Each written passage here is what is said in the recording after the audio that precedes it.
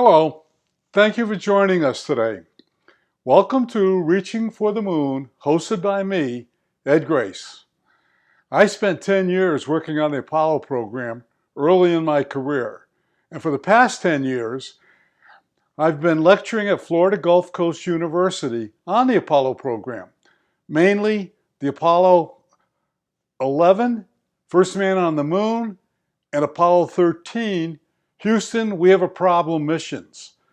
Today, when I speak about those missions, I can still feel the excitement and drama that I lived through at Houston Mission Control during the actual missions. It was a great time. FGCU has lecture attendees submit an evaluation form of the lecturer's presentation. A comment I frequently get is that I am best when telling a story. Therefore, it's only appropriate that I start our new YouTube series, Reaching for the Moon, with an astronaut story. Today, I have an Apollo 11 story I'd like to share with you. Neil Armstrong was the commander, and Buzz Aldrin was the lunar module pilot. The inertial guidance system that I helped develop at MIT was controlling the lunar module descent from the moon orbit to its landing location on the lunar surface. As the LEM was nearing the moon's surface, Neil Armstrong looked out a window and saw nothing but a huge field of boulders. There was not the area that had been planned for the landing. The lunar module needed a flat surface on the landing, as the landing feet became the launch pad for the LEM when it lifts off the moon to return to the orbiting command module. If the LEM was skewed too much upon landing, it would not be able to achieve the orbit needed to rendezvous with the command module. Thus, Neil made a decision to take over control of flying the lunar module manually. The computer was still providing key information to Neil, such as altitude, rate of descent, speed, etc.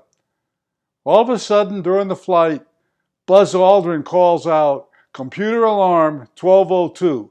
It came across the sound system at Houston Mission Control very loud and clear. Houston Mission Control froze. Most of the NASA flight controllers assumed it was going to be necessary to abort the attempted landing. However, the 1202 alarm was an indication that the computer was overloaded with too many tasks and was going to restart and focus its attention on the most important application, landing. We sent a proceed with landing message to the Houston Capcom, who relayed the message to Neil to proceed with the landing. Ignore the 1202 alarm. 4 more alarms occurred before the LEM actually landed. Each time, the Apollo computer immediately restarted and focused on the task of landing. All of the subsequent alarms were ignored. Also at this time, Houston Capcom was calling out 60 seconds of fuel, then 30 seconds of fuel. Fuel was running extremely low. Finally, Neil landed the LEM with only 17 seconds of fuel remaining. Apollo 11 had landed on the moon successfully. After the mission was over and the astronauts returned to the US, Buzz was asked a question at a news conference. The question was, "Hey, when Neil was flying the LEM and receiving the computer alarms at the same time the LEM was running low on fuel, what were his thoughts?" Buzz was in the lunar module second seat, and he could not do anything to assist or help Neil. He was just along for the ride.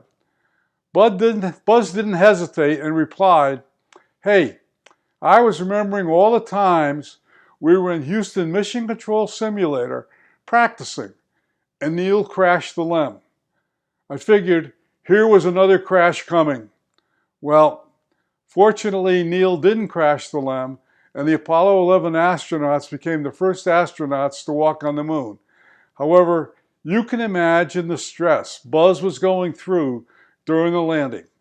Okay, enough for stories. On to today's subject matter.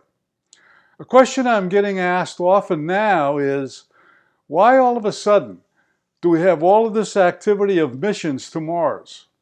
3 Mars missions were recently launched in July of 2020. Each mission is expected to arrive at Mars in February 2021. How come? Well, it turns out that July was a very favorable time to launch a mission to Mars from Earth. A popular belief is that it's better to launch a Mars probe during what's referred to as Mars Opposition Day. That's the day when the Earth, the Sun, and the Mars are aligned, with the Earth sitting in the middle, as shown on this slide. The phenomena happens every 26 months, making Mars and Earth the shortest distance apart at this time. However, this is not the best time to launch a mission to Mars. Since the Earth and Mars are traveling at different speeds, the Earth moves much faster than Mars, it's better to launch 2 to 3 months in advance of Mars Opposition Day.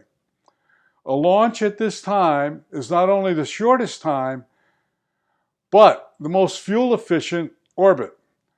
As shown on the slide, the Mars probe will follow an elliptical orbit referred to as a Hohmann transfer orbit, which will allow the probe to eventually be captured by the gravity of Mars and move into its orbit. Therefore, it takes less time and energy to travel to Mars in July compared to other times when Earth and Mars are in different relative positions during their orbits around the Sun. As Earth and Mars orbit the Sun at different speeds and distances, once every 26 months, they get aligned in a way that allows for the shortest and most energy-efficient trip to Mars. Thus, the major space agencies around the world seized this opportunity in July to plan their missions to Mars. 3 countries' space agencies made successful launches: UAE, China, and USA. The European Space Agency had scheduled a mission with a launch date in July, but postponed it because the project had fallen behind due to the COVID-19 virus, thus causing them to miss the launch window. This is an image of the positions of Earth and Mars relative to each other and the Sun when NASA's Perseverance probe was launched in July. Notice, the Mars location is in the red circle and the Earth location is in the blue circle. As you can see on the screen, the Mars orbit location is positioned slightly in front of Earth. On the next slide, you see the location where the planets will be in February 2021 and the white tracking orbit that NASA's Perseverance probe will travel as it approaches Mars.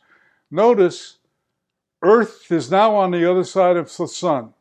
As you can see, launching from Earth in February would take a much longer time and more power to join up with Mars, as it would have a much farther distance to travel. A launch at this time would take more than a year, rather than the 7 months it's going to take for the July launch. Well, I hope you enjoyed your orbital mechanics lesson today. We'll be posting updates to the 3 missions on their way to Mars until they arrive at Mars. If you enjoyed today's video, please leave us a like. Hit the subscribe button and the notification bell to get updated when Reaching for the Moon publishes a new video. Thank you for watching.